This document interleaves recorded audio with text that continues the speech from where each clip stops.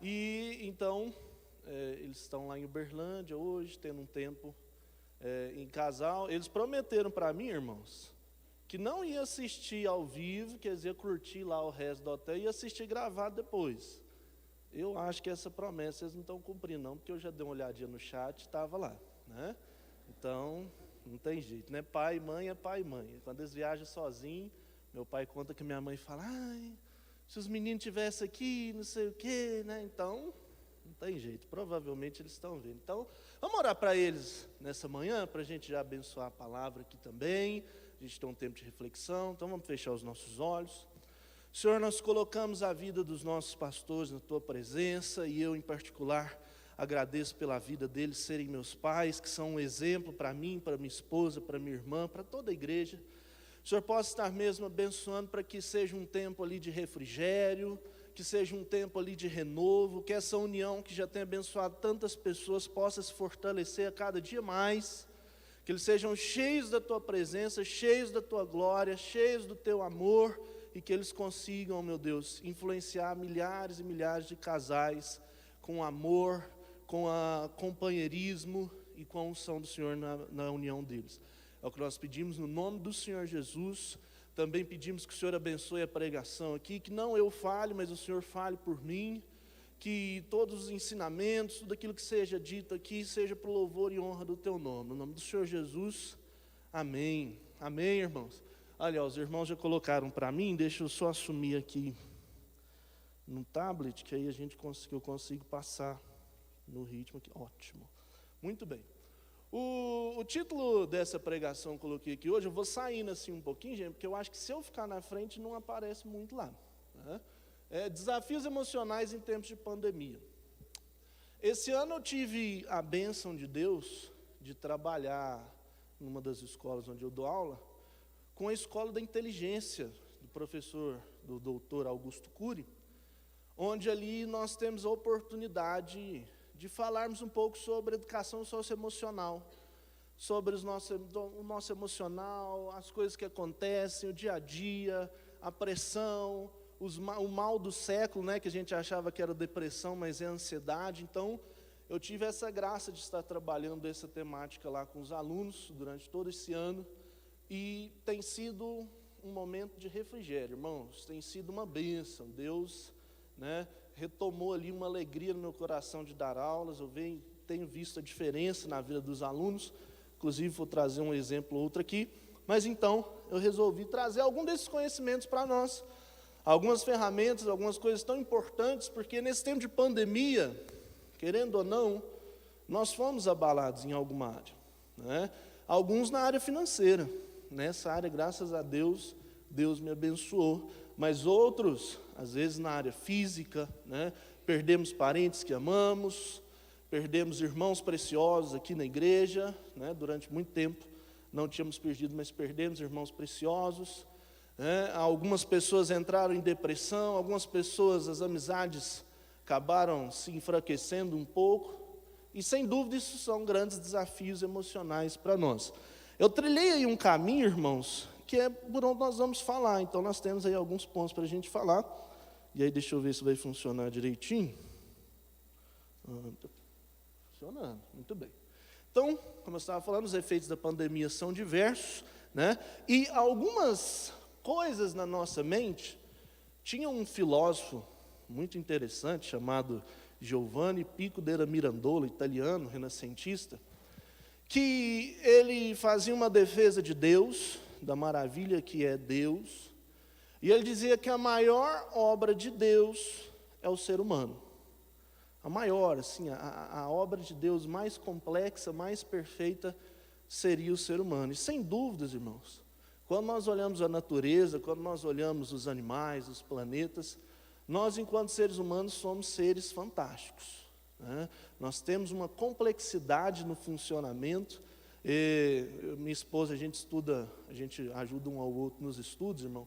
E quando você vai estudar biologia, quando você vai estudar química, irmão, você vai aprofundando ali, não tem como você não ver Deus naquelas coisas ali, não tem como.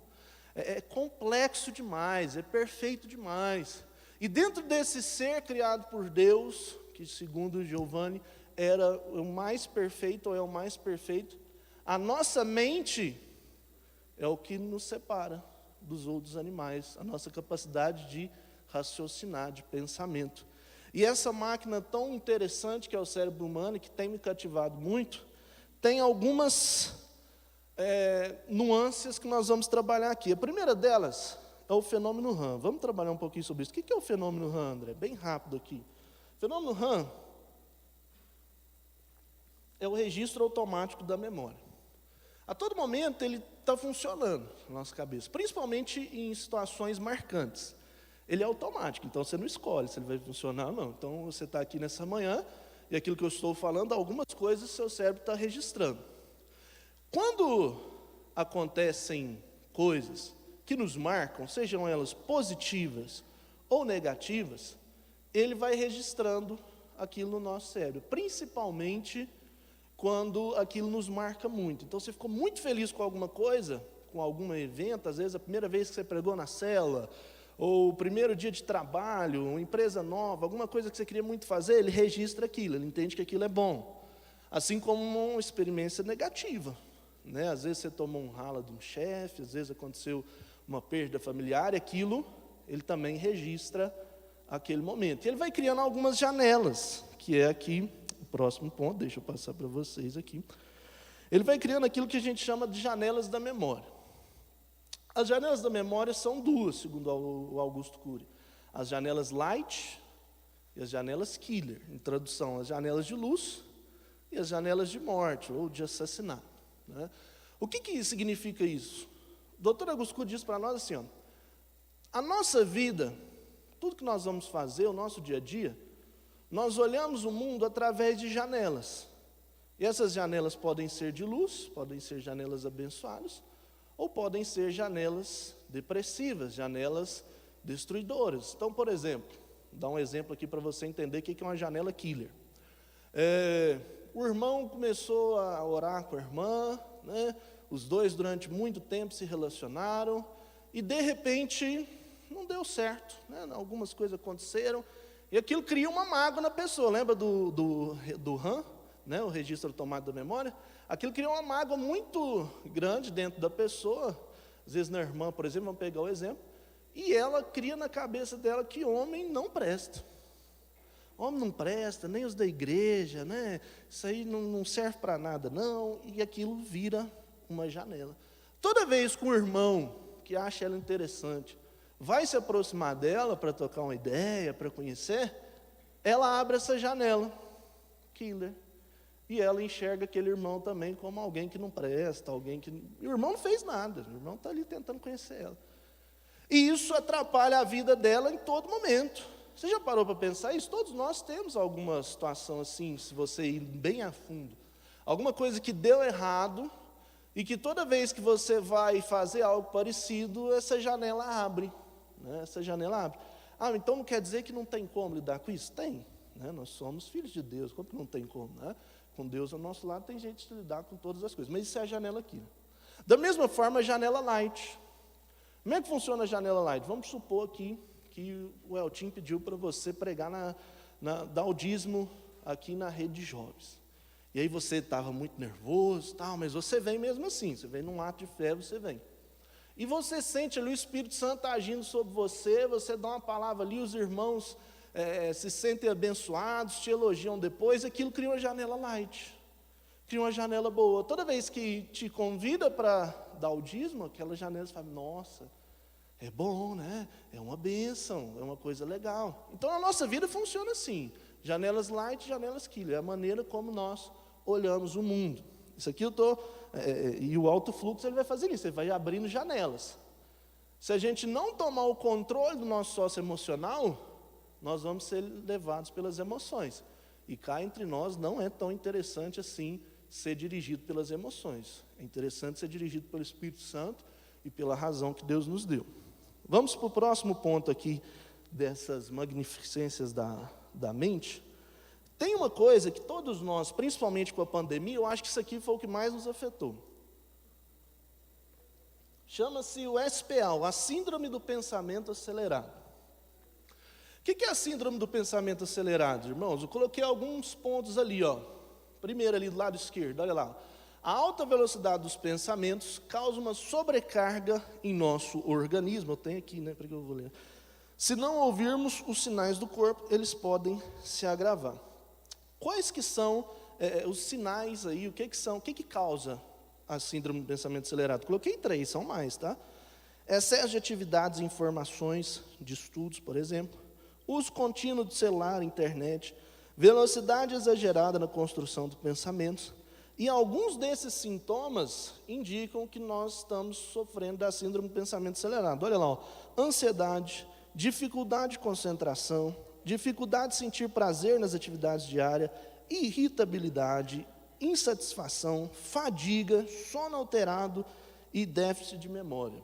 Todos esses são sinais de que nós estamos com a síndrome do pensamento acelerado. E é interessante porque o nosso mundo, ele está cada vez mais acelerado. Há algum tempo atrás, as informações que a gente tinha do mundo, do conhecimento, se dobrava mais ou menos a cada 200 anos. Hoje em dia, a expectativa é que a cada 18 meses, 12 meses, as informações dobram. Então, o conhecimento está toda hora na nossa frente. Eu preciso trabalhar, eu preciso ganhar, eu preciso comprar, eu preciso conhecer. E o que é mais interessante, o mais instigante da síndrome do pensamento acelerado, é que é só o pensamento que é acelerado. Porque as nossas atividades, a nossa produtividade, ela vai ficando cada vez mais lenta. Deu um probleminha aí, ô Murilão? Vamos esperar só um minutinho então, o Murilinho está conectando ali, para o pessoal de casa não perder. Mas eu acho que eles estão escutando o áudio, né? Então, como eu estava dizendo, essa síndrome do pensamento acelerado, apesar de parecer que a gente está assim, nossa, eu estou ligadão, penso em 1000 coisas ao mesmo tempo, a gente acaba não fazendo nada, né? Fica procrastinando, deixando para depois, e ela é tão terrível, irmão, que ela tira até o nosso momento de descanso. Você deve entender o que eu estou te falando. Por exemplo, você trabalhou durante o dia, às vezes sua mente, né, ficou assim, um monte de coisa que você tinha para fazer, e aí às vezes de noite você parou para ver uma novela, né, da Record ali, né, de Jesus, tal, ou você vai assistir um Netflix, e na hora que você está assistindo aquilo ali, irmão, parece que vem uma outra inteligência, assim, um outro ser, você senta do seu lado, assim, começa a falar, não, mas hoje você não fez aquela atividade física lá, que você falou que ia fazer, né? Você falou que ia ligar lá para sua mãe, não ligou, né? Aquele arquivo que você tinha que mandar, o que aconteceu? Você não mandou e tal. Nós estamos com um probleminha ali ainda. E isso tira até o nosso descanso, né? Aquele momento que era para ser um momento bom, se torna um momento ruim. Às vezes quando você fica no celular também, antes de dormir, o seu cérebro acelerado, aí na hora que você desliga, você acha que você vai dormir. Mas aí a mente continua trabalhando. E geralmente contra nós, né? Você mexeu no celular, você esqueceu de ler a Bíblia hoje, você esqueceu de ler aquele livro que o irmão te deu, né? Você não fez aquela atividade, e é só se acusando. E o diabo também usa dessas ferramentas. A gente não é bobo, a gente sabe que o mundo espiritual também opera nessa área, e ele adora, ele pega ali um erro nosso, e ele fica replicando aquilo. Então, muitos de nós com a pandemia passou pela síndrome do pensamento acelerado. A gente quer, a gente pensa, a gente raciocina muito rápido, mas a gente age muito devagar. Muito bem, vamos voltar para nosso trilho aqui, nós falamos dos efeitos, e vamos pegar alguns exemplos bíblicos, para a gente entender que isso não é só com nós. A Bíblia já trazia alguns pontos desses. Por exemplo, olha aí, vamos pegar alguns personagens bíblicos aqui, para a gente ver quando eles acabam deixando pensamentos perturbadores, ou não dominam as próprias emoções, e qual a consequência disso? Então está aí na tela, ó. Primeiro, sentimentos perturbadores. A gente tem exemplo na Bíblia, gente? Mas muitos, olha aí, eu coloquei 3. Caim, com inveja do seu irmão, a gente já sabe a história, né? O que aconteceu. Sara, com ciúmes, né? Manda Abraão mandar o outro filho dele embora. A gente também sabe o que aconteceu. Acontece até hoje, né? Até hoje nós temos consequência disso. Olha o que o ciúme é destruidor, né? Destrói nações e vidas, até hoje. Adão e Eva, ganância, né?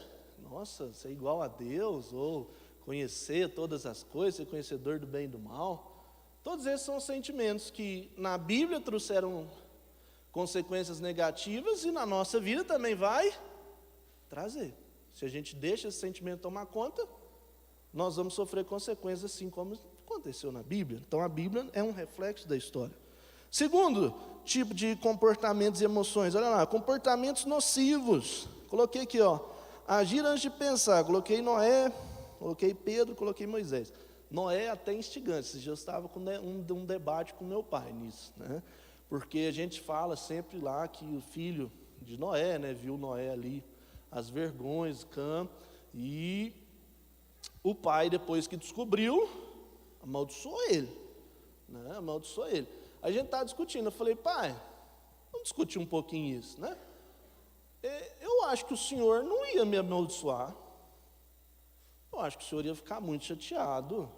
Eu acho que o senhor ia ficar muito triste, o senhor podia, né, enfim, me dar um ralo ali, né, se afastar de mim um pouco por um tempo. Mas eu não vejo o senhor me amaldiçoando, né, colocando uma maldição em cima de mim. Eu não enxergo que o senhor ia fazer isso. Mas acontece, quando nós agimos sem pensar, nós não falamos sem pensar também? Falamos, e amaldiçoou, e um homem de Deus quando fala, meu irmão, a palavra de Deus se cumpre. Pedro, né, já saiu ali arrancando a orelha dos outros quando foi pegar Jesus, não perguntou para Jesus o que tinha que fazer, irmão. Irmão, Jesus ensinou os caras tudo, todo dia, estava ensinando, aí na hora que chega uma situação difícil, ao invés de perguntar o que tinha que fazer, já sai querendo agir sem pensar, passou vergonha ali. Jesus foi lá, restaurou, falou, não, meu irmão, se eu quisesse, eu mandava aqui 12 legiões de anjos, né? Não precisa da sua espada, não. Ainda falou para ele, quem vive pela espada, morre pela espada. E Moisés, né, ao bater na rocha. Então, são todos exemplos, agir antes de pensar, julgar o próximo. Gente do céu, nós fazemos muito isso, né? Às vezes no nosso próprio interior, com nós mesmos, ou com outras pessoas. Nós adoramos julgar. E no caso aqui, um exemplo bíblico clássico são os amigos de Jó, né? Meu Deus, aqueles caras ali era fera, meu irmão. Ali, se fosse na atualidade, eles iam ter aqueles programas de fofoca ali, falar mal dos outros. Eles eram fenomenais em fazer isso, né? E depois se provaram errado. Se provaram errados, irmãos, mas a gente tem que tomar cuidado, porque a situação de Jó dava realmente a dizer que eles estavam certos mesmo, né? E às vezes a gente julga tendo certeza que a gente está certo, mas a gente não sabe os dois lados da história. E também exteriorização dos problemas, né? Pessoas que não olham para dentro de si e ficam apenas culpando outras coisas. Por exemplo, Jonas adorava reclamar, né? Reclamação. Quantos de nós não temos isso, né? Nós reclamamos do carro, nós reclamamos da casa, das contas, reclamamos do trabalho. Do trabalho, muitas vezes eu me pego nisso. Adão e Eva também, né, dando desculpa, mas foi ela. Ah, não, mas foi a serpente. Nunca somos nós, é sempre alguém ou alguma coisa, né? E mentira, essa é mais pesado, né? Ananias e Safira ali, a consequência foi grave. Grave por causa da mentira, irmão, né? Se quisessem ficar com o dinheiro inteiro para eles, eles ficavam. Problema nenhum, era deles, velho.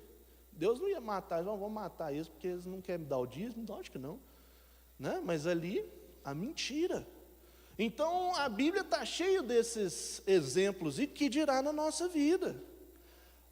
Mas, André, tem ferramentas para a gente lidar com isso? Como que a gente trabalha com isso? Tem sim, vamos caminhar para elas aqui, vamos acelerar um pouquinho. Vamos ver algumas ferramentas socioemocionais, então. Coloquei 3 aqui. Primeiro, os códigos da inteligência que nós temos de decifrar, depois o DCD e a mesa redonda do eu. Código da inteligência, eu acho que 2 deles, são vários, tá? Depois você pode se interessar por esse tema e pesquisar mais. Isso aqui é para fomentar você. Mas 2 que eu acho muito interessante, o da autoestima e da autocrítica. Olha o que eu coloquei da autoestima. Por quais janelas da memória você tem se visto? Quando você olha para você, quando você se analisa, você abre janelas light ou janelas killer? Você se vê de forma positiva ou negativa? Quando isso influencia a sua autoestima, isso influencia tudo. Ontem o Eltinho falou sobre janelas, né? Falou ali de Davi, ao invés de estar onde tinha que estar, ele estava olhando para uma janela.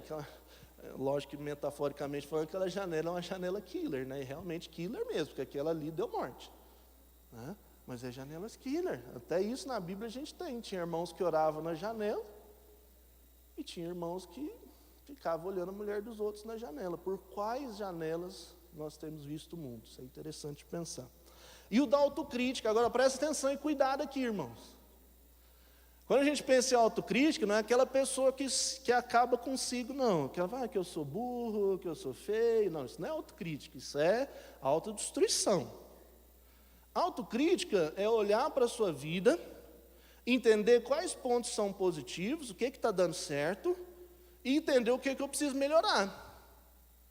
Isso é fantástico, irmão. Quando você faz isso, e como que eu posso fazer isso, professor? O professor aí, né? 30 aulas por semana. A mesa redonda do eu, isso é muito legal da gente fazer. O que é a mesa redonda do eu? Daqui a pouco eu coloco ela aqui. Mas a mesa redonda do eu, o que é interessante dela? Porque é como se você sentasse com várias versões de você mesmo e começasse a discutir, né? Pensar assim, não, mas nessa área aqui, né? Eu preciso melhorar ela. Todos nós, se a gente parar para pensar, tem. Para mim, a minha é bem evidente, algumas coisas que eu preciso melhorar. E eu acho que para você também é. Né? Coisas que você precisa trabalhar, coisas que você precisa trazer ali com mais frequência para a sua vida. Isso é autocrítica. Você olha para dentro de si, vê o que está bom para melhorar, ainda mais, e o que não está bom para mudar. Né? Para mudar algumas chaves. Então, autocrítica é fundamental. Não é autodestruição. Eu sou feio, eu sou isso. Não, isso é autodestruição. Autocrítica é o que eu posso melhorar, o que eu posso fazer hoje para tornar o dia de amanhã melhor. Agora, a principal ferramenta, e nessa aqui eu quero dar um exemplo interessante, é o DCD. O que significa DCD, André? Duvidar, criticar e determinar. Essa ferramenta, no primeiro momento, quando eu tive contato com ela, irmão, eu vou te confessar que eu falei, isso aqui eu estou achando que é aqueles negócios de psicólogo, né? Aquelas coisas assim, Freud, assim, não sei se isso funciona muito, não. E eu vi isso funcionando na prática, irmão. Tem alguns exemplos na internet, um cantor aí que já passou por isso, tem vários exemplos de pessoas que usaram esse método. Não sei se foi o Augusto Cury que descobriu ele, mas ele fala muito dele. DCD, duvidar, criticar e determinar. Como assim? Lembra que nós falamos que algumas janelas killer abrem na nossa mente e a gente começa a ter pensamentos perturbadores? Como é que a gente lida com esses pensamentos? Por exemplo, que eu sou feio, eu não consigo, eu não vou conseguir evoluir, eu nunca vou casar, e etc. Todos aqueles pensamentos, os irmãos da igreja não me acham atraente, as irmãs da igreja, enfim, todo tipo de pensamento perturbador que vem à nossa mente. A primeira coisa que se tem que fazer é duvidar deles. Duvidar. Irmãos, na própria filosofia, a coisa mais sábia, igual o Tim falou de sabedoria, é a dúvida, né? Você questionar, porque quando você questiona, você tira as forças do preconceito e você começa a ver de fato como elas são. Então, duvidar. Sócrates, por exemplo, método Socrático, daqui a pouco nós vamos falar um pouquinho sobre ele. Ele só duvidava, irmão. Eu estou lendo no livro dele, ele só fazia pergunta, basicamente. Duvidar. Então, a primeira coisa, duvidar. Esse pensamento que vem na sua mente, começa a questionar ele. Fala, peraí, de onde que isso veio? Por que eu estou pensando isso de mim? Qual é a fonte desse pensamento? Será que eu não estou querendo fugir das minhas responsabilidades? Será que é mais fácil admitir que eu sou feio do que admitir que às vezes eu preciso melhorar a minha saúde física? Começa a duvidar desse questionamento. Então aí que colocou aí, duvide, questione tudo aquilo que o perturba e que de certa forma o controla. Aquelas emoções, quando você está com raiva, por que eu estou com raiva? De onde que vem esse sentimento? Por que eu sempre fico com raiva nessa situação? Duvide. Começa a duvidar, que aí você começa a ver a coisa de fato como ela é. Segundo passo, você criticar. Olha aí, os pensamentos que induzem a culpa e a preocupação devem ser criticados e transformados em soluções e planos construtivos. Por exemplo, criticar a necessidade de me preocupar com o que os outros falam de mim. Esse é pesado, né? Tem gente, irmão, que é bitolado com esse negócio.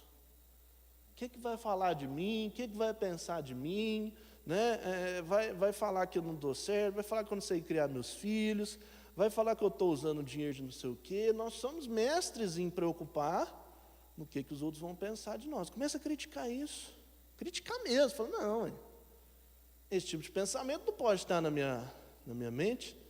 Se Deus me fez, é porque eu sou perfeito do jeito que eu sou. Esse tipo de pensamento é perturbador. Onde que isso vai me levar? Em lugar nenhum. Então, não aceito mais isso na minha vida. Isso é pensamento destrutivo, isso é um pensamento de Satanás na minha mente, são pensamentos do diabo para tentar derrubar minha vida, você começa a criticar, irmão. Criticar mesmo, internamente. Não faz isso em voz alta, não, as pessoas vão achar que você está doido. Né? Mas internamente, começa a criticar aquele pensamento ali.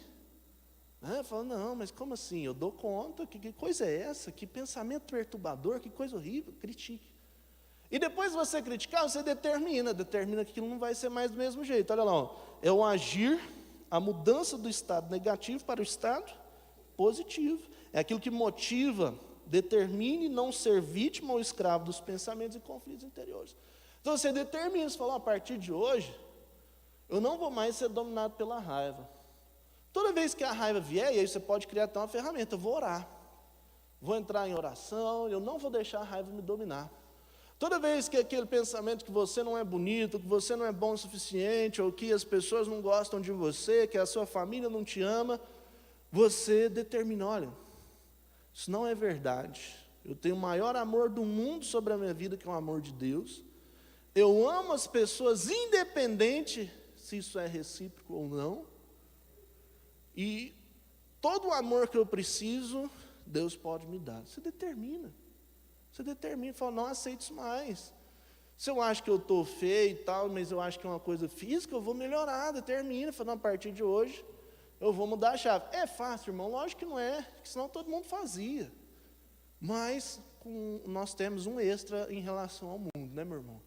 Nós temos o Espírito Santo, nosso ajudador. E se a gente pede para Ele, Ele nos ajuda. Essas ferramentas funcionam aí com as pessoas do mundo lá fora. Deve ser muito difícil.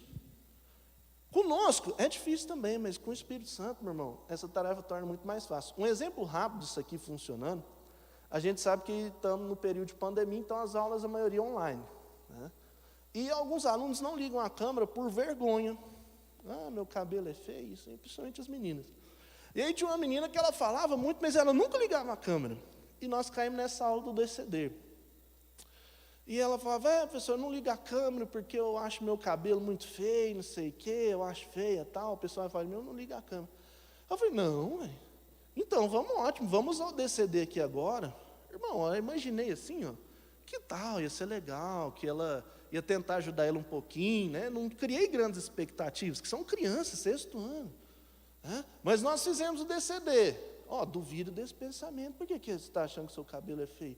Aonde que está escrito que existe um padrão certo de cabelo, que cabelo tem que ser assim, assado? Onde você tirou isso? Por que você vai ditar a sua vida pelos padrões, se os padrões não te sustentam, não pagam suas contas, não te alimentam, não faz nada por você? Por que você está preocupando com eles? Então vamos criticar esse pensamento não vai te levar a lugar nenhum. Se você se achar feio, se você se achar que não é bom, quem vai achar? Quem vai achar? Então, critique esse pensamento. E por último, determine que a partir de hoje, você não vai ter mais vergonha de quem você é. Você não vai ter mais vergonha disso. Irmão, eu não pedi para ela ligar a câmera, porque ia ser forçação de barra. Pois ela ligou. E desde aquele dia, em todas as aulas, ela é uma daquelas alunas que a gente não precisa pedir para ligar. Ela sempre liga a câmera, ou seja, ela se aceitou. Ela aceitou quem ela é. Se isso funciona com a criança de 6º ano, irmão, não vai funcionar com a gente? Vai funcionar. Então, toda vez que pensamentos perturbadores tomarem a sua mente, DCD neles. Duvide, critique e determine. Com a ajuda do Espírito Santo, isso aqui fica mais fácil. E o último exemplo aqui das ferramentas, a mesa redonda do eu. Isso aqui ficou um pouquinho menor, mas uma dica que eu te dou da mesa redonda do eu, que é conversar consigo mesmo para entender quais são os problemas que eu preciso melhorar? Né? O que está acontecendo na minha vida? Por que eu tenho esse tipo de pensamento constantemente? Uma dica que eu te dou, faça a mesa redonda do eu depois que você tiver passado um tempo de oração. Por que eu estou dizendo isso? Porque depois de você orar, parece que sai uma carga ruim, né? Aquela negatividade, aquele espírito ruim, né? Que às vezes tenta a nossa vida, sai, a gente está num ambiente de paz e de sinceridade. Porque para fazer a mesa redonda do eu, a gente precisa ser sincero, né? Eu coloquei aqui até um exemplo, né? Acho que não vai dar para ler, mas o exemplo é assim, né? Isso é porque eu uso lá para as crianças mais novas, mas funciona aqui, né? A menina estudou, tirou uma nota, e o amiguinho dela que não estudou tirou uma nota melhor que ela, né? Que aparentemente não estudou, porque ela não mora com o menino, né? E aí ela vai fazer uma mesa redonda do eu sobre aquilo ali, ao invés de já sair criticando, ela vai fazer uma mesa redonda do eu. E aí olha que interessante, alguns pensamentos, ó, deixa eu dar aqui. Ó. Aí ela fala assim, ó, estamos aqui para conversar sobre essa inveja em relação ao Jorge, que tirou nota maior, mesmo sem estudar tanto quanto a gente. Aí vem a segunda versão do eu, né? Pois é, assim não dá, você se esforça mais que ele e ele tira nota maior? Ele deve ter colado, só pode. Quantas vezes não é assim, né, irmão? As dá certo para alguém, a gente acha já que a pessoa trapaceou, né? Ele não quer admitir que pode ser nós que nos esforçamos o suficiente. Aí a outra aqui, né, que é a nossa mente, ela colabora, ela lá, é isso. Vamos falar para o professor que ele colou. Não temos prova, mas só pode ser isso, né? Só pode ser isso. Aí vem a versão da razão, né? Falou, pera, o Jorge é nosso amigo, lembra? Às vezes o cara tem outra estratégia de estudo, ou só tem facilidade mesmo. E aí vem a conclusão. E que bom que o cara foi bem, e você não foi tão mal assim. Vamos continuar nos esforçando para ser nossa melhor versão e não a versão do outro, né? Como que nós temos isso, irmão? A gente quer ser o outro. A gente tem inveja do outro, do que o outro conseguiu, como que ele fez. Não. Faz a mesa redonda do eu. Toda vez que você tiver com esses pensamentos ruins, conversa consigo mesmo. Fala, peraí, por que esse pensamento está vindo na minha mente? Será que não tem nada que eu preciso melhorar? E outra, por que a gente tem essa mania, se o outro deu bem, a gente não? Que inveja ruim é essa, gente? Né? Ah, o cara foi bem, eu não fui. Que bom que ele foi bem, que bom que ele comprou o carro, que bom que ele foi promovido na empresa. Um dia vai chegar a sua hora. O que a gente tem que parar de fazer é tentar pegar as pessoas que estão subindo e descer elas para o nosso nível. Vamos parar com isso. Achar que elas estão trapaceando, que elas mereciam. Não. Vamos subir até o nível delas, vamos crescer, vamos cuidar de nós mesmos, vamos se alegrar com a alegria do outro. E o Dudu falou esses dias para trás sobre a questão de se alegrar com as pequenas conquistas, né? Nossa, o cara foi promovido a chefe da empresa, eu só ganhei R$500 de aumento. Irmão, que bênção que você ganhou R$500 de aumento. Tem gente que está precisando de doação aí, ó, liga para o Eltinho e fala, não tem blusa, né? Você ganhou um aumento, que bênção, irmão. Pequena conquista, né? Seja grato, e quanto mais grato a gente é, melhor a nossa mesa redonda do eu funciona e mais abertos nós estamos para melhorar. Vamos avançando aqui então o nosso caminho, já caminhando para um exemplo que eu acho o maior exemplo de todos é Jesus. A gente sabe que as vacinas estão chegando, né? Aos poucos, aos trancos e barrancos está chegando, alguns países do mundo já está tudo vacinado. Aqui está chegando, eu já tomei a primeira dose, glória a Deus. Está chegando. E nós vamos começar a ressocializar, né? Alguns de nós ficou isolados aí durante um bom tempo. E eu acho que não tem maior exemplo de pessoa inteligente no socioemocional do que Jesus.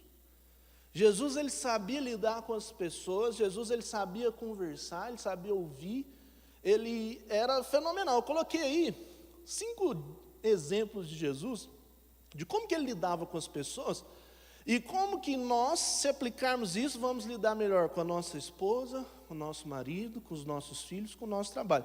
Então vamos lá, coloquei 5 exemplos, e antes aqui um versículo, ó, João 13:15, ó, ninguém tem maior amor do que aquele que dá a sua vida pelos seus amigos.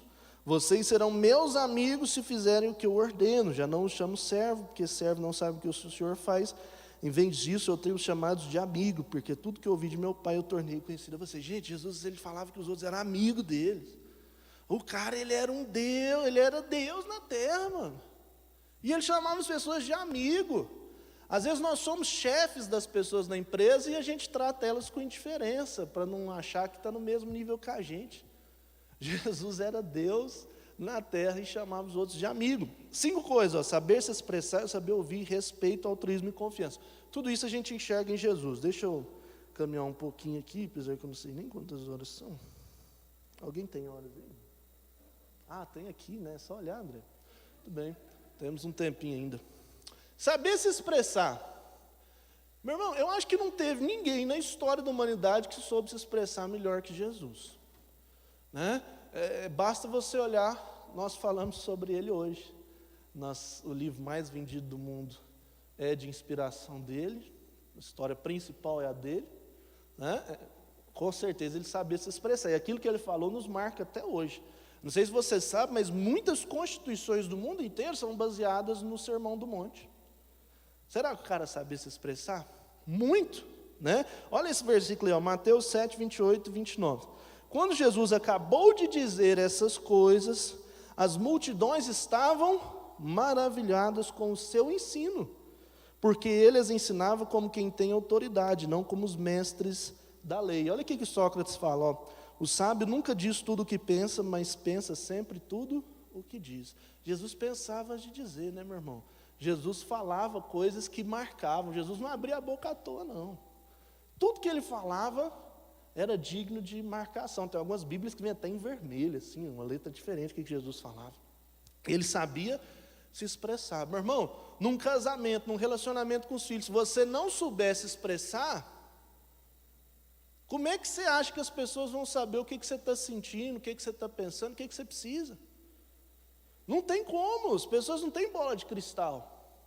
Então, saber se expressar é fundamental nos nossos relacionamentos. E agora que a gente está voltando a conviver aí com os irmãos, com a família de novo, no serviço, é muito importante saber se expressar. As pessoas não têm bola de cristais, não sabem o que passa na sua mente. Segunda coisa que Jesus fazia muito bem era saber ouvir. Olha aí Mateus 8, do 6 ao 10, eu trouxe aí para nós, ó. E disse: Senhor, meu servo está em casa, paralítico, em terrível sofrimento. Jesus lhe disse: eu irei curá-lo. Respondeu o centurião: Senhor, não mereço receber-te debaixo do meu teto, mas dize apenas uma palavra, o meu servo será curado. Pois eu também sou homem sujeito à autoridade, como soldado sob meu comando. Diga a um vai, ele vai, e a outro vem, ele vem. Diga meu servo, faça isso, ele faz. Ao ouvir isto, interessante, né? Ao ouvir isto, Jesus, irmão, imagina que ele olhava no olho das pessoas.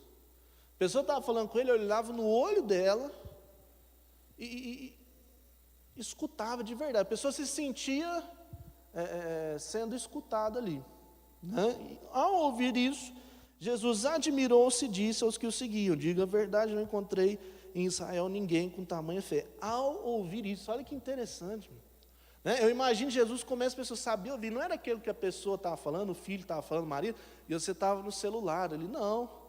Eu não imagino uma pessoa pedindo isso para Jesus, e Jesus falando aqui com Pedro alguma coisa, né? Com Mateus, não. Jesus, eu imagino ele olhando no olho da pessoa, como se no mundo inteiro não estivesse mais ninguém a não ser aquelas duas pessoas, né? Ele ouvia a pessoa. Quando aquela mulher toca na orla do manto dele, ele podia simplesmente seguir, irmão. Não. Ele queria olhar no olho dela, ele queria saber a história dela, ele queria ouvir da boca dela. Então Jesus sabia ouvir. E aí, nós sabemos ouvir? Escutar e ouvir é diferente, né, irmãos? Saber ouvir é dar atenção, olhar no olho da pessoa, como se não tivesse mais nada. E às vezes não é sem educação falar para a pessoa assim: ó, peraí só um minutinho, só terminar isso aqui que eu estou fazendo para te dar atenção. Não é sem educação fazer isso, porque aí quando você terminar, você olha no olho da pessoa e conversa com ela. Sem educação é continuar a fazer o que você está fazendo, a pessoa falar, depois você nem lembra. E, meu irmão, isso acontece demais, acontece demais. A Kim gosta de me pegar nisso aí. Às vezes ela me fala uma coisa, eu estou, né, às vezes não dei atenção para ela, aí ela fala: o que eu falei? Eu vou lá e falo. Às vezes eu acerto, mas às vezes eu estava prestando atenção mesmo. Outras vezes ela me pega, né, nisso aí. Mas é uma coisa que acontece, né? Celular, televisão, trabalho. Então a gente tem que saber isso. Para, escuta a pessoa, se a pessoa não tiver mais nada para falar, continua. E se precisar esperar você, que espere. Melhor do que fazer mal feito. Olha o que o Julius Rennert fala sobre saber ouvir. Ó. Hoje não se sabe falar porque já não se sabe ouvir. Se a gente não sabe ouvir, a gente não sabe falar. Como é que você vai falar para sua esposa o que ela gosta de ouvir, se você nunca parou para, de fato, escutar ela e entender os gostos dela, né? Fica difícil, seu marido, seus filhos, assim por diante. Vamos avançar mais um pouquinho. Respeito. Ai, André, Jesus respeitava ninguém, não. Jesus era Deus. Irmãos, lembra dessa passagem aqui, ó? Marcos 12, 17. Então Jesus lhe disse: deem a César o que é de César e a Deus o que é de Deus ficaram admirados. Jesus respeitava as autoridades na terra, meu irmão. Né? Toda autoridade é colocada por Deus. Jesus respeitava, o cara era Jesus, irmãos. Jesus. Ele respeitava. Hoje, às vezes, a gente dá aula, a gente percebe como que tem alunos hoje em dia que não respeita ninguém mais. Respeita os pais, respeita o professor, não respeita ninguém. Jesus, que era Deus na terra, ele sabia respeitar isso. Olha Mateus 26, 49 e 50. Ó. Dirigindo-se imediatamente a Jesus, Judas disse: salve, mestre. E o beijou. Jesus perguntou: amigo, o que o traz? Então os homens se aproximaram, agarraram Jesus e prenderam. Irmão do céu, Jesus já sabia, né? Se coloca no lugar dele, sabendo que o cara veio para te lascar. Será que você ia tratar ele com respeito, assim? Ou será que você já não ia querer xingar ele, dar uns murros nele, pelo menos falar umas verdades para ele, né? Seu traidor, sem vergonha, né? Seu indigno, você vai queimar no inferno. Eu vou pessoalmente conferir que você vai queimar lá no inferno, que eu sou filho de Deus, né? Não. Jesus recebeu ele com respeito, né? É importante a gente saber respeitar, até quem a gente não é muito fã, né? Respeito é algo que nós precisamos ter. E agora está voltando. Olha o que Leon disse aí, ó. Esse cara não é muito, mas essa frase dele é interessante. Os homens não têm muito respeito pelos outros, porque têm pouco respeito por si próprios. Se você não se respeita, você não vai respeitar ninguém. Vamos caminhar mais um pouquinho aqui então. Altruísmo, né? Não tinha ninguém mais altruísta do que Jesus, né? Ali na passagem de Lázaro, olha o que eu trouxe aqui, ó. Chegando ao lugar onde Jesus já estava vendo, Maria prostrou-se aos seus pés e disse: Senhor, se tivesse aqui, meu irmão não teria morrido. Ao ver chorando Maria e os judeus que acompanhavam, Jesus agitou-se no espírito e perturbou-se. Onde o colocaram? Perguntou ele. Vem e vê, Senhor, responderam eles. Jesus chorou. Então os judeus disseram: veja como ele o amava. Meu irmão, Jesus já sabia que ia ressuscitar ele. Você parou para pensar nisso?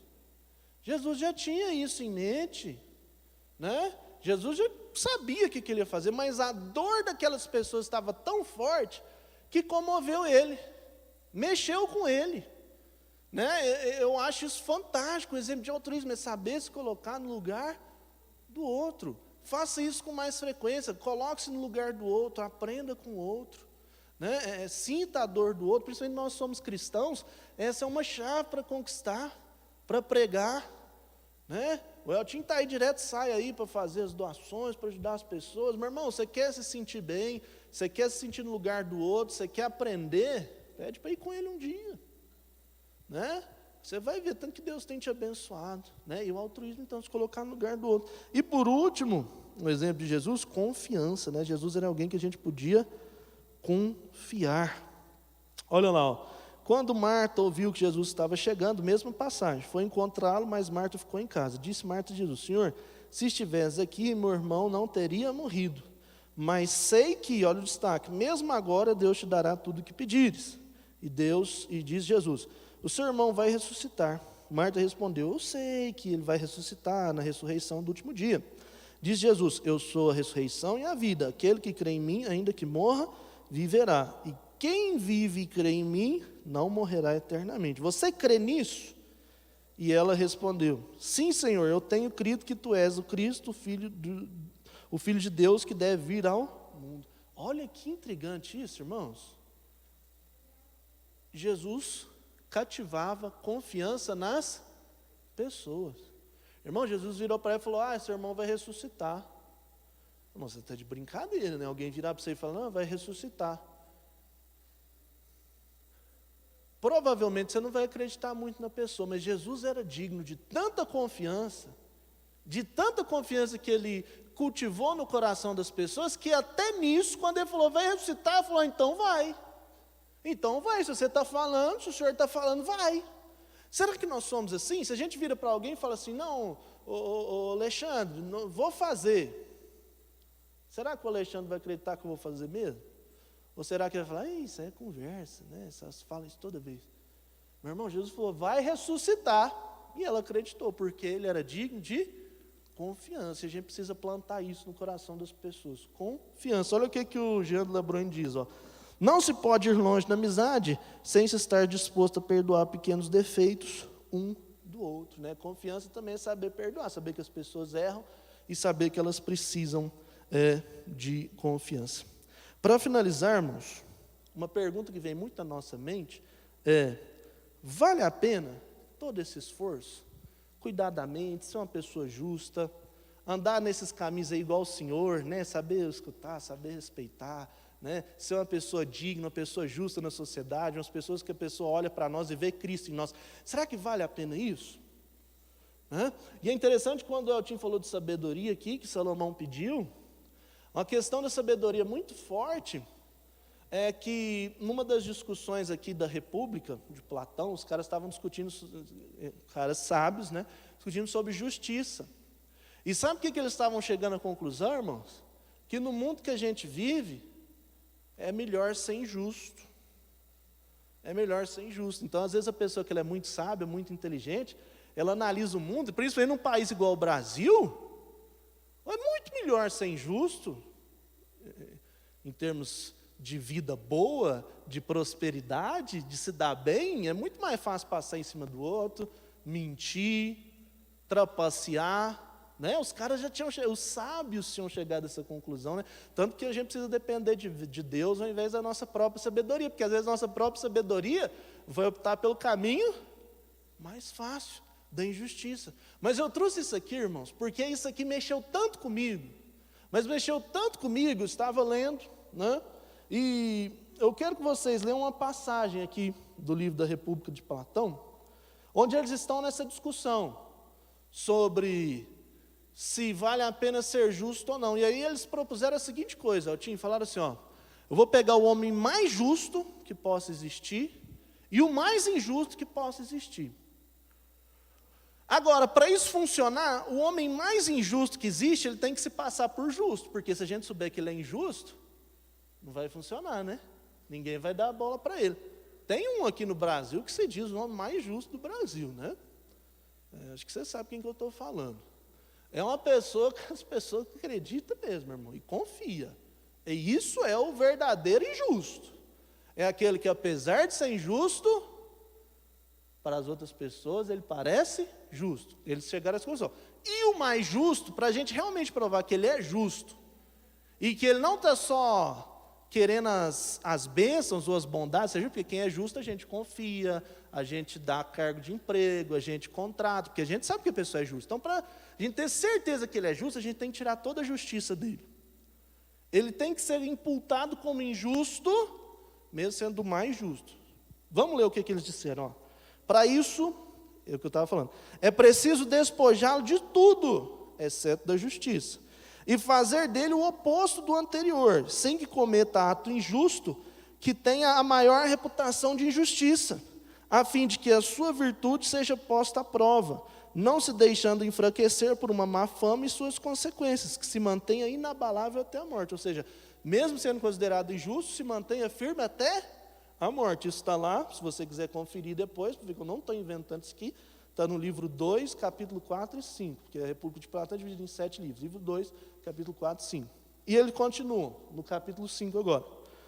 Mas aqueles que situam a injustiça acima da justiça, eles dirão que o justo, tal como o representei, será açoitado, torturado, acorrentado, terão os olhos queimados e, finalmente, tendo sofrido todos esses males, será crucificado e saberá que não se deve querer ser justo, mas parecê-lo.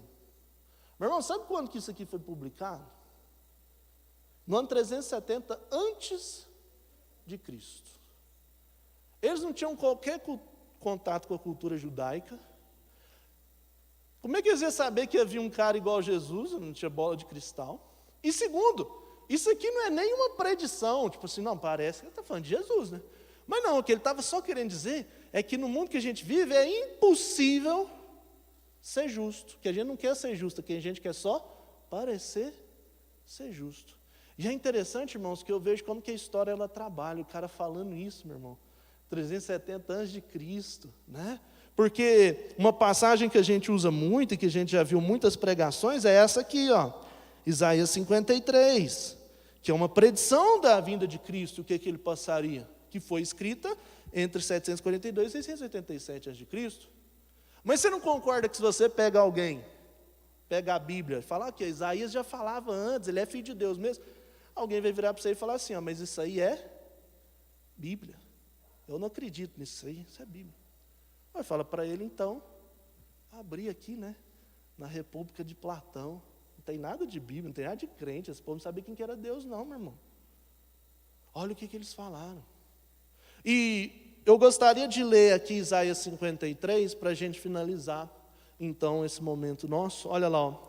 Era desprezado e o mais rejeitado entre os homens, homem de dores e que se sabe que é padecer.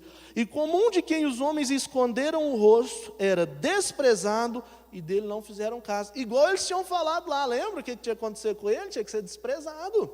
E ele continua, certamente ele tomou sobre si as nossas enfermidades e as nossas dores, levou sobre si, e nós o reputávamos por aflito, ferido de Deus e oprimido. Mas ele foi transpassado pelas nossas transgressões e moído pela nossa iniquidade. O castigo que nos traz a paz estava sobre ele, pelas suas pisaduras fomos sarados. Geralmente aqui a gente para, né, na pregação, mas eu quero continuar, porque eu quero fazer esse paralelo. Olha lá, todos nós andávamos desgarrados como ovelhas, cada um desviado pelo caminho, mas o Senhor fez cair sobre ele a iniquidade de nós todos. Ele foi oprimido e humilhado. Lembra o que eles falaram que ia acontecer com ele lá na República de Platão também? Mesma coisa, ia ser açoitado, ia ser crucificado. Eu acho isso legal, interessante demais, ia ser crucificado. Mas não abriu a boca, como cordeiro foi levado ao matador, e como ovelha muda perante seus tosqueadores, ele não abriu a boca. Por juízo, opressor foi arrebatado, e sua linhagem, quem dela cogitou? Porquanto foi cortado da terra dos viventes, ou seja, morreu. Por causa das transgressões do meu povo foi ele ferido. Designaram-lhe a sepultura com os perversos, mas com o rico esteve na sua morte, porque nunca fez injustiça. Nunca fez injustiça, nem dolo algum se achou na sua boca. Nunca fez injustiça. Irmãos, o que eu acho mais impressionante, se o pessoal do louvor já quiser ir subindo, é que Jesus, ele provou que Glauco, que foi quem escreveu isso aqui no Diálogo da República de Platão, estava errado. Porque no mundo que a gente vive, vale a pena sim ser justo, meu irmão. Jesus passou por tudo aquilo que ele falou que tinha que passar. Sabe qual que é a diferença, irmão? Que o homem justo, a gente não escuta dele hoje mais. Mas de Jesus, ele dividiu a história entre antes e depois dele. Ele é o homem mais adorado do mundo todo. Existem templos como esse aqui no mundo inteiro para louvar e adorar o nome dele. Ele foi a pessoa que mais vendeu livros. Ninguém vendeu mais livros que a Bíblia. Comprovando que no mundo em que a gente vive, vale sim a pena ser justo, vale a pena ser fiel, vale a pena caminhar no caminho do Senhor, vale a pena cuidar da nossa mente, cuidar do nosso espírito, ser uma pessoa agradável, saber conviver com o outro, vale a pena. Jesus é o maior exemplo disso, né? Eu gostaria que vocês já ficassem de pé, a gente fazendo uma oração, e esses dias para trás, eu espero que isso marque sua vida, que você pense um pouquinho sobre isso. Esses dias para trás, meu pai lançou um desafio no Instagram e tal, o pessoal lançar lá boas novas, a gente não teve muita adesão. Mas eu gostaria de te desafiar nessa semana, para você fazer um desafio dos 7 dias. Comece a mudar a sua história hoje, meu irmão. Comece a consertar aquilo que precisa ser consertado. Faça um desafio dos 7 dias, olha para dentro de você.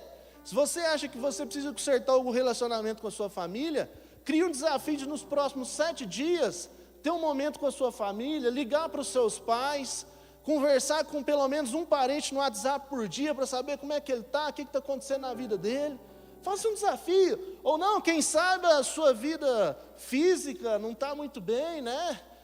Faz um desafio. Essa semana eu vou fazer caminhada todos os dias, essa semana eu vou na academia todos os dias, né? Ou não, seu relacionamento com a sua esposa não vai muito bem, faça um desafio de 7 dias, de passar um tempo de qualidade com ela, de passar um tempo de qualidade com seu esposo durante os próximos 7 dias, enfim. Eu quero desafiar a igreja para os próximos 7 dias a levantar e começar a agir. Porque às vezes é muito bonito, a gente vem aqui e fala, você é tocado, mas amanhã às vezes você nem lembra mais muito o que a gente falou. Então eu quero que isso aqui se estenda por pelo menos mais uma semana. Eu propus da seguinte forma: você escolhe um desafio, algo que você precisa muito melhorar, né? Seja no seu intelecto, no domínio das suas emoções, dos seus pensamentos, né? Às vezes você fala, eu vou fazer o DCD pelo menos uma vez por dia durante os próximos 7 dias. Toda vez que tiver um pensamento ruim, eu vou contestá-lo, eu vou criticá-lo, eu vou determinar que isso não domina a minha vida. Enfim, escolha um desafio, né? E durante os próximos 7 dias, realize ele. Você vai ver que quando você começa, meu irmão, o Espírito Santo, ele te ajuda. Deus te ajuda. Se você não der o primeiro passo, Deus não vai dar o primeiro passo para você. Mas se você der, Ele te ajuda. E durante os próximos 7 dias, faça isso, faça esse desafio. Se você quiser postar, posta lá na página da igreja, lá, a gente, no Instagram, a gente criou uma hashtag aí, 10-7, né, desafio dos 7 dias. Você posta lá essa hashtag, o @ da igreja. Eu fiz até um videozinho aqui. Deixa o áudio mutado aí, por favor, só passando aqui como é que posta, então não precisa deixar o áudio aberto, não. Mas eu deixei esse videozinho aqui para você ver como é que funciona. Às vezes o irmão não sabe como é que faz, né, no Instagram da igreja. Mas marca lá, se você fez a caminhada, marca lá, desafio dos 7 dias, igreja em ação. Ou não, meu desafio essa semana vai ser ajudar lá o pessoal junto com o Eltinho. Eu vou arrumar uma cesta básica por dia, eu vou arrumar uma blusa por dia, um cobertor com a família, com o trabalho, e eu vou dar para ele. Tira a foto lá da cesta básica, do alimento. Eu não sei, meu irmão, eu não conheço a sua vida. Mas está ali, ó, tem lá como é que você faz. Você clica lá no @ lá, ó, né? Você clica no @, coloca lá El Shaddai, tá vendo? Já aparece ali, ó. Aí você clica, vai aparecer o El Shaddai, pronto, e aparece para nós, a gente consegue te marcar lá. E a hashtag também, 10-7, né, que eu coloquei, desafio dos 7 dias. 10 com S, tá, pessoal? Não é com Z, não. E você marca lá, e a gente posta na igreja. Vamos ativar as pessoas. Se a pessoa te perguntar por que você está postando aquilo, conta para ela. Incentiva ela a fazer o desafio também, a mudar a história dela, começar uma nova etapa, né? Desafia essa pessoa. O irmãozinho, pode fechar aí o YouTube, que aí volta para a palavra, eu acho. Só passar para frente aqui, ó, tá vendo aqui embaixo? Aqui, ó, eu passo para você aqui. Aí, ótimo. Então, meu irmão, faça isso. Comece a mudar a sua história. Quem sabe você está precisando orar. Faça o propósito, vou orar os próximos 7 dias, pelo menos meia hora, vou ler a Bíblia, vou ler um livro, e posta lá. Vamos compartilhar, vamos criar uma corrente, vamos fazer a diferença na nossa vida e na vida das pessoas, amém? Vamos fechar os nossos olhos então para oração. Senhor, nós te agradecemos por esse momento aqui na tua presença. Eu agradeço porque o Senhor me guiou aqui durante todo esse momento, que essa palavra possa criar semente e frutificar na vida de cada um de nós, meu Deus.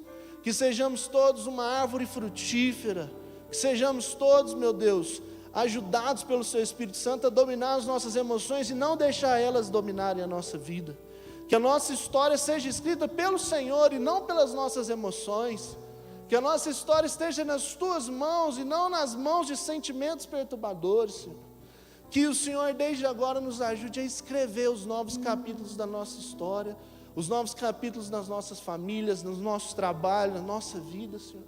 Nós desejamos a Tua ajuda, Deus, nos ajude, nós dependemos de Ti, Pai.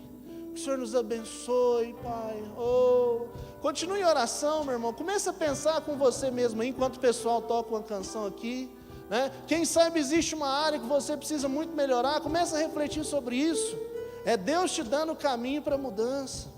Amém? O pessoal vai tocar uma canção e comece a refletir sobre isso então.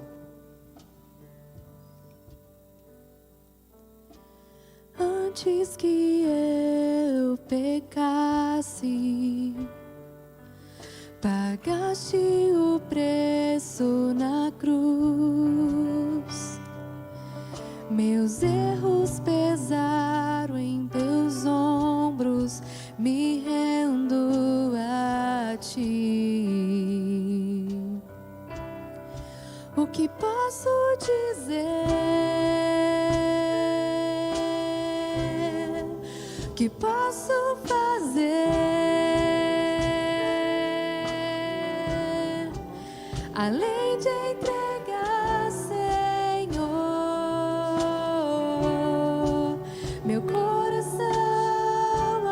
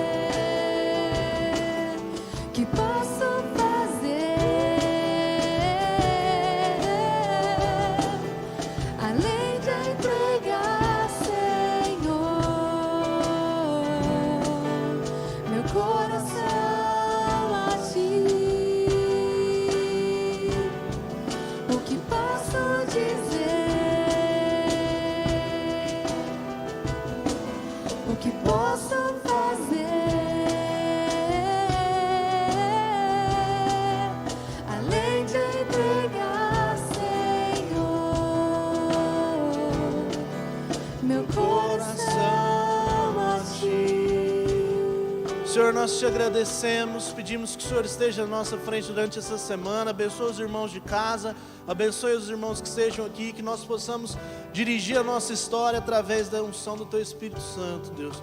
Em nome do Senhor Jesus que nós agradecemos, amém? Irmãos, tenham todos uma excelente semana, que Deus esteja no controle da sua vida. Esperamos vocês hoje, aí online também, às 17 horas, e semana que vem, cultos normais. Um abraço. Levantarei meus braços